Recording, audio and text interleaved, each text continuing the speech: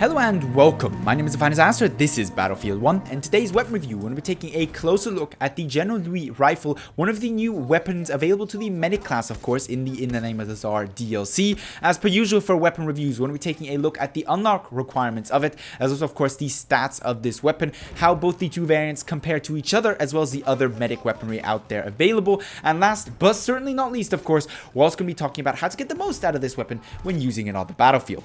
That being said, and jumping straight into the unlock requirements, if you wish to unlock the factory version of this weapon, you're going to have to get 40 kills with the Mondragon Storm, as well as 30 squad revives. If you wish to get the Storm variant of the General Louis rifle, you're going to have to get 50 kills with the auto-loading 8.35 Marksman, my personal favorite medic weapon, as well as 30 kills with the frag version of the rifle grenades. Having then unlocked the weapon and looking at the stats, we're going to be using the factory version here as baseline for this analysis. It comes with a maximum damage of 40 and a minimum damage at 35, giving you, of course, that typical long-range SLR guaranteed 3-shot body shot kill at all ranges. It comes actually paired with also a quite nice fire rate here at 299 rounds per minute, giving it quite good damage output and quite a good time to kill, given, of course, decent accuracy on the side of the player at all ranges, as well as a very handsome muzzle velocity at 800 meters per second, meaning that really this weapon is capable of dealing damage at most ranges quite comfortably. However, to somewhat compensate for this, typical for this kind of medic SLR, comparable to something like the Selbstlader 1906, of course, it has a quite small magazine. In this case, you actually got 6 bullets available to you. Now, when it comes to reloading said magazines, things are actually quite interesting because the reload times are quite inconsistent, to be quite honest with you.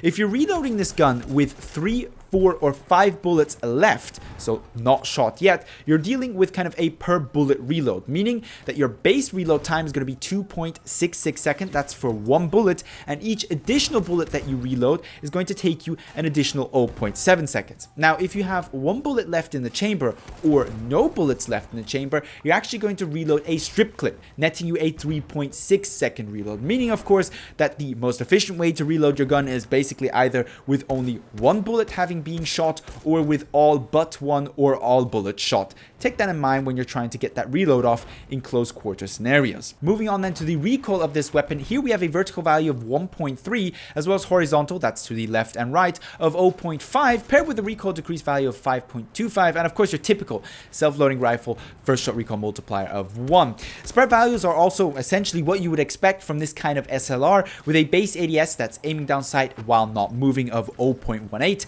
an ADS value while moving of 1.02, and typical bad hipfire with a hipfire value while standing and moving simultaneously at 3, a standard spread increase per shot of 0.2, and a standard spread decrease at 6, actually netting you a maximum fire rate with minimum spread at 259 rounds per minute. With the basic stats of the factory variant of this weapon then out of the way, how does this weapon differentiate itself from the other available version of it, the Storm variant? Now, to be honest with you, there's not many differences between these two weapons, but there are a few, and of course we're going to be pointing them out. First and foremost, as you would expect between a factory and Storm weapon comparison, there's a difference in their recoil values. Specifically, while the Storm variant comes in at 0.78 of vertical recoil, the already aforementioned factory variant of course has 1.3 degrees. Now, when it comes to the horizontal recoil, there once more is a difference in favor of the Storm variant, with the factory variant sitting at 0.5 to the left and right, and the Storm variant sitting only at 0.3. However, where the factory does have a leg up over the Storm variant is in the recoil decrease department, where it has a value of 5.25 versus the Storm's 3. Furthermore, as expected, the factory has better spread attributes. While the base values of spread are identical and the spread increase per shot values are identical, the spread decrease is higher on the factory version, meaning it reduces its spread, loses its spread much more quickly, with a spread decrease value already as mentioned of 6, whereas the Storm variant only comes in at 3, netting it, of course, a higher maximum fire rate while maintaining minimum spread. With the factory variant, of course, coming in at those 259 rounds per minute, the Storm variant only manages 225 rounds per minute.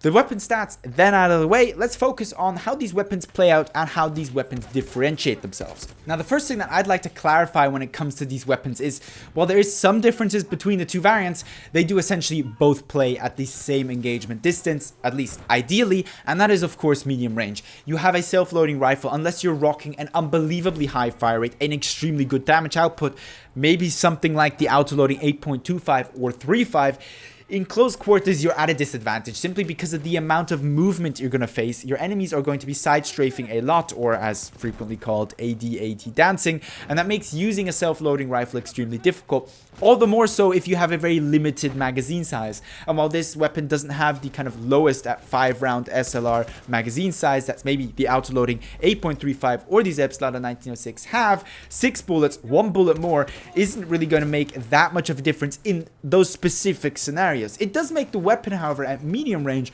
where you're going to miss that 1 or 2 shots, more consistent in that you're more consistently going to be able to get the kill if you run out of bullets, if you're not the most accurate of players. And this is where the niche of this weapon really is, because while it has, especially the Storm version, not too high recoil, it's enough horizontal recoil in my opinion to make it not the best weapon for extreme long range medic play. Now, extreme long range medic play is not the same as extreme long range scout play.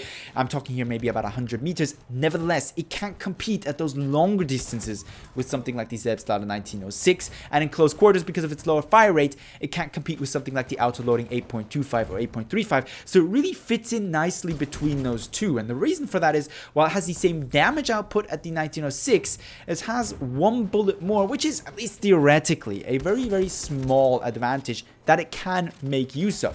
Furthermore, it has higher recoil, which means you almost have to use it at those engagement distances. The mistake that I tend to make with this weapon is playing it like an autoloading 8.25 or 35. Relatively close quarter orientated. Now, medic close quarter orientated with these weapons can mean anything from 15 to 25 meters.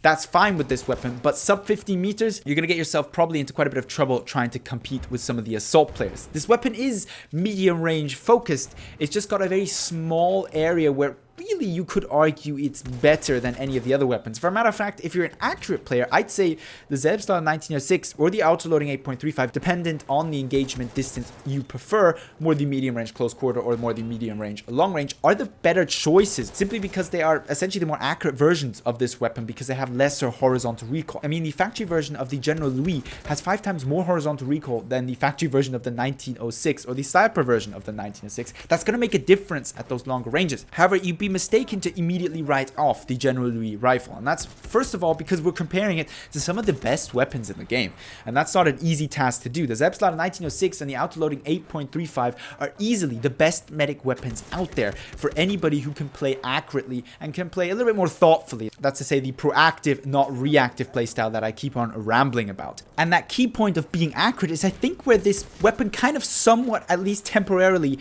has a spot. It's got 1 more shot. It's a little bit more forgiving. So I think this weapon is a great stepping stone for those who maybe find themselves not being able to achieve 60% accuracy when they need to achieve it. Getting killed with the autoloading 8.35 or the Zebslada 1906 because they're missing that 1 bullet that they need. Now, you may think I'm silly, it's just 1 bullet difference. I mean, either you're accurate or you're inaccurate, but I'm going to be very honest with you, as a player who is moderately accurate but not fantastically accurate, I can realize the difference between this 1 bullet. It makes a difference. And it's also slightly more, I'd say, medium range close quarter focused because of its recoil than the Zebslada 1906 factory or sniper, for example, meaning that, well, it's easier to aim at a target that's closer. That's no secret. You may get killed more often because you'll face targets that you maybe aren't capable of dealing with, automatical player, Hellregal players, for example, but you'll learn to be more accurate. You'll learn to conserve ammo. So this weapon fits in nicely, essentially a stepping stone to the Zebslada 1906, to the autoloading 8.35.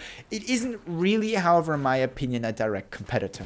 If you're an accurate player and you're going for a long-range orientated SLR, the 1906 is going to beat this one hands down every single time, unless you are a 100% accurate player. In other words, you can make use of that extra bullet to actually take out 2 targets consistently. I'm going to argue here there's very few players that are going to be able to actually pull that off. And if you're more medium close range focused, then the autoloading 8.35 is just also the better choice. But if you're trying to get used to using SLRs with lower magazine counts, you're not so accurate, but you're getting there. You've learned to use something like the Rigotti more consistently and get 5-6 shot kills on a regular basis, this is a great stepping stone to get closer to actually being able to use something like the Zebstar 1906 or autoloading 8.35. That being said, which of these two variants is better is actually really difficult to say, simply because one has lower horizontal recoil, which is a benefit at long range, but worse spread values, which is a detriment at long range, versus the other is of course vice versa. Really, I just say try them both out and find out what you prefer. If you're operating, well, I'd say more in the medium close range, then really it doesn't matter anyway, because the recoil is not going to get in your way. If you're using it more at long range, then if you're using the maximum fire rate of the weapon or trying to get a higher fire rate and still hit your shots but are not struggling with the recoil, the factory variant is obviously the one to use. However, if that horizontal recoil is getting in the way of your accuracy, then maybe you want to switch over to the storm variant and slightly lower your fire rate down to maintain your minimum spread at those longer distances you may be shooting at. That being said, this weapon may not be the best medic SLR out there, but not every weapon has to be. It's certainly a solid weapon. It's not going to disappoint. It performs well on the battlefield. It's relatively reliable and quite satisfying to use. However, that's my personal experience, and I'd love to hear about your thoughts, your experience with the General Liu rifle, be that the Storm or factory variant. Leave those down below in the comments, as well as, of course, your usual video suggestions, or hit me up with them on Twitter. But with all that being said, I'd like to thank you very much for watching, and hope to see you in the next Battlefield 1 video.